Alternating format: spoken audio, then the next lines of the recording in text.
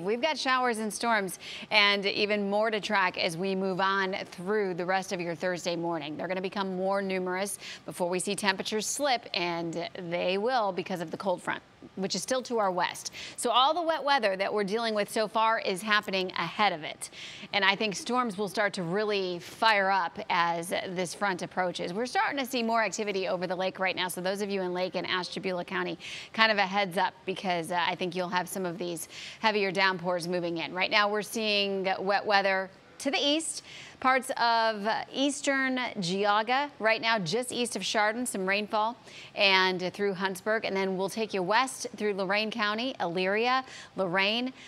You're all rainy at this point. Oberlin too, and over towards Avon Lake. Biggest threat from storms this morning, downpours and gusty winds. So something to be aware of in your travels for sure. Look at how much colder the air is behind this front. Man, it's packing a punch. 30s right now in Minneapolis and Marquette, 30s. That's a big change. We're not going to get that cold, but we are going to see a more seasonal kind of feel return very briefly. This is the view at 9 a.m. Scattered showers, thunderstorms are likely, and some pretty heavy rain. So that is still when a lot of you may be commuting. And then this takes us till noon, which is a really interesting place to stop this map at, because you'll see the line of storms, which is very obvious, but then you're also seeing temperatures in the 60s, Sandusky, Elyria, downtown.